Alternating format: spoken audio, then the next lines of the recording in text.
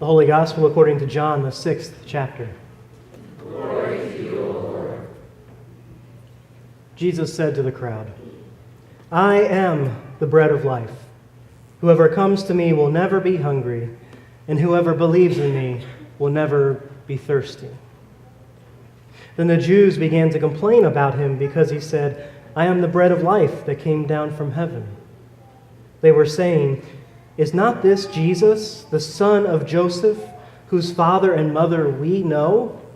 How can he now say, I have come down from heaven? Jesus answered them, Do not complain among yourselves. No one can come to me unless drawn by the Father who sent me.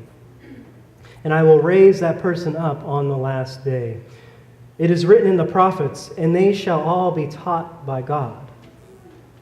Everyone who has heard and learned from the Father comes to me.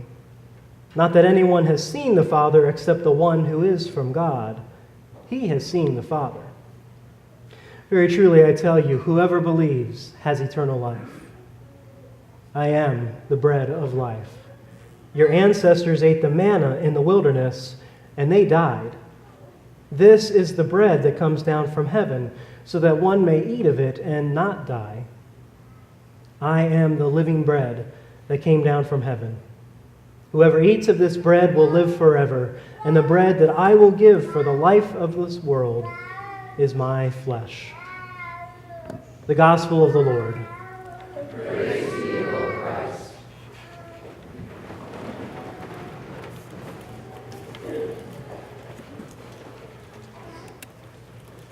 All right, a show of hands.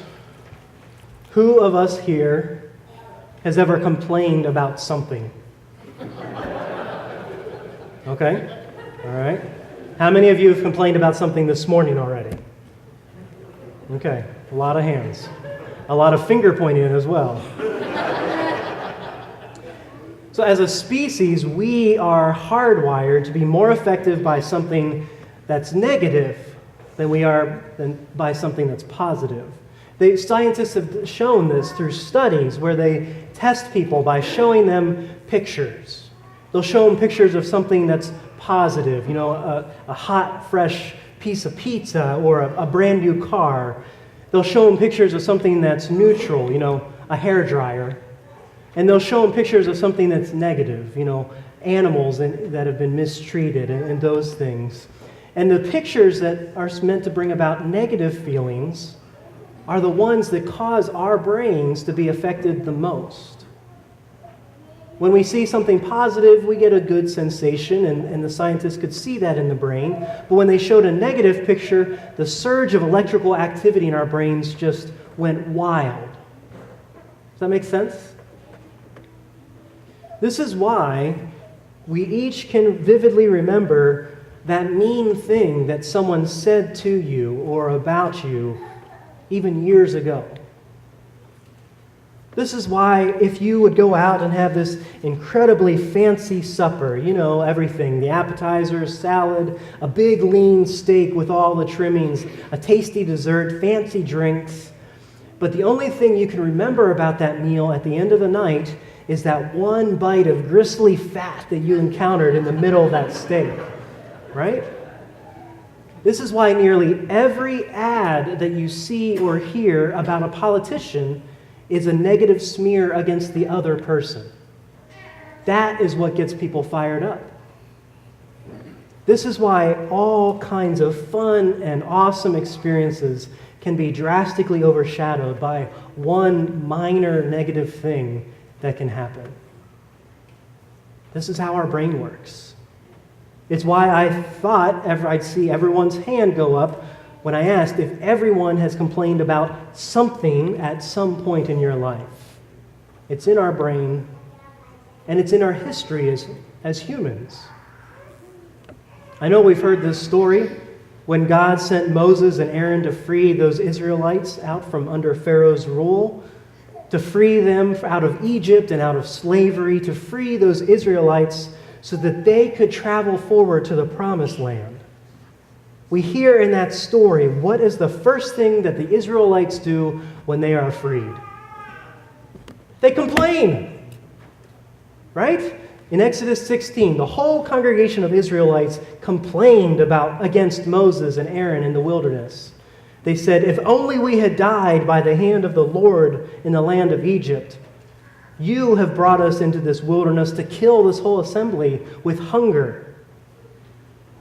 They had just been freed from this life of slavery. They had just been shown the promise of where they were headed. And the first things out of their mouth, "We're hungry. We're thirsty. We're lost. We want to go back." How many of you have been on a road trip like that? Yeah? Despite God's promise, those Israelites cannot seem to trust God. So they grumble and they complain. Well, history doesn't seem to help anything out. 1,000+ years later, we have Jesus being followed by these crowds of people, and we hear him say things like, "I am the bread of life. Whoever comes to me will never be hungry. Whoever believes in me will never be thirsty." And the next thing we hear, then the Jews began to complain about Jesus because he said those things. "Isn't this Jesus, the son of Mary and Joseph? You know, those earthly people we've seen over there? How dare that man say, 'I've come down from heaven'? Complain, complain, complain, grumble, grumble, grumble." It never ends. So here's where I hit a crossroad in thinking about the good news that we hear today. Is this complaining helpful? Or is this complaining hurtful? Now, I don't want to stand up here and proclaim to you all that complaining is good and we should do it all the time. That is pretty contrary to what I believe. Not contrary to what I do, I confess, but it's contrary to what I believe. But what this complaining did here was provide Jesus his opportunity to explain to the crowds who he was. This is who I said I am. This is why I said it. And this is what God has sent me to do. In his first sentence, in responding to those Jews, we hear him say, "Do not complain among yourselves." So here they were probably talking to themselves. Who is this guy? And Jesus says, don't complain among yourselves.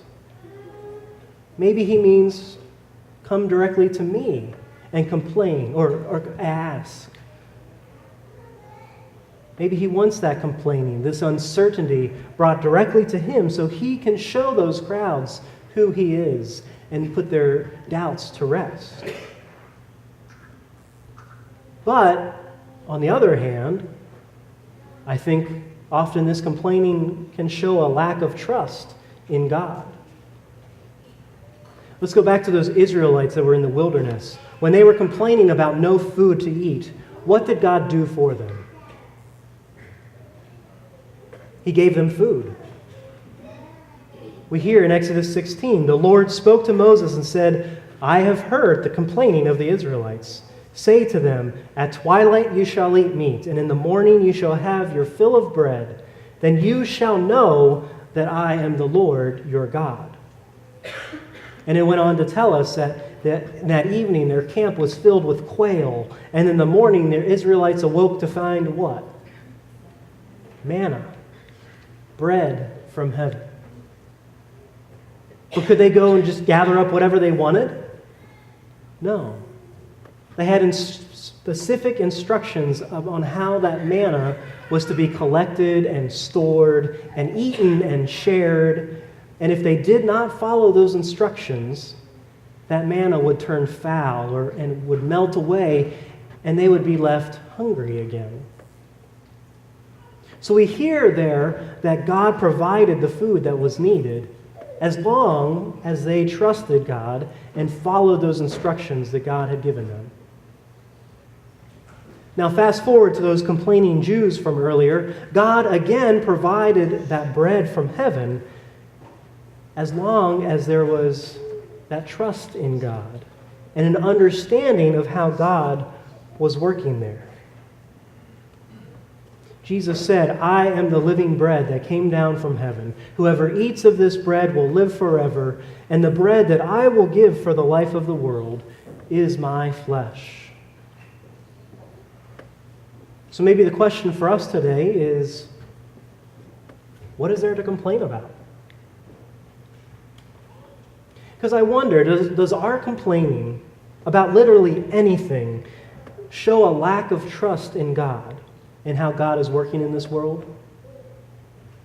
Does anything in between this occasional gripe and living in a constant state of grumpiness show the world the love of Christ?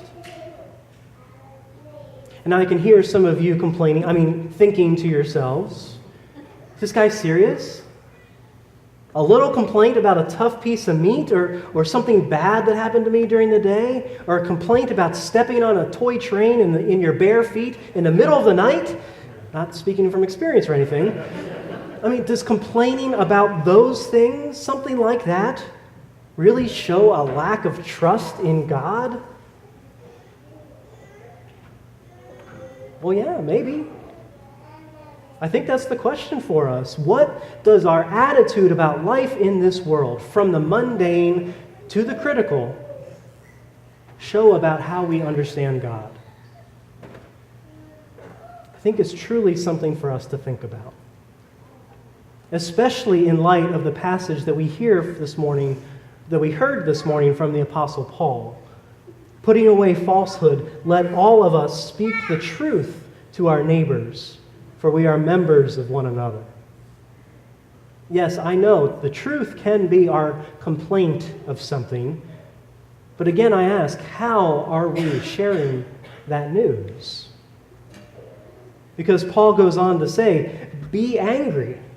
I like that. Be angry, but do not sin.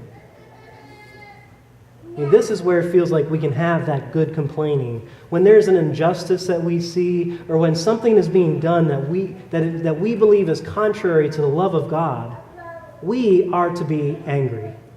We are supposed to complain. We are supposed to speak the truth of God into what is wrong. But we are not to sin. We are not to belittle that person. We are not to lose trust in God. Because then Paul goes on to say, let no evil talk come out of your mouths, but only what is useful for building up as there is need, so that your words may give grace to those who hear. The complaining that we often do. All right, I know the complaining that I often do. It does not build up. It does not build up myself. It does not build up yourself. It does not build up the other person. It does not build up God's kingdom. The complaining that we often do does not give grace to those who hear it. Instead, we are supposed to be, as Paul says in his final words, imitators of God. So I ask, do our words, do our actions show each other Jesus Christ? Do our words and actions fill us up the way that Jesus, as the bread of life, can fill us up? We heard Jesus came to show us this bread. Jesus came to show us this truth about God and what God is doing in the world. We now are called to tell that same story, to tell one another about our trust in God. Because with this bread, with this truth that God has given, we indeed can be filled, and we indeed can live forever. Thanks be to God. Amen.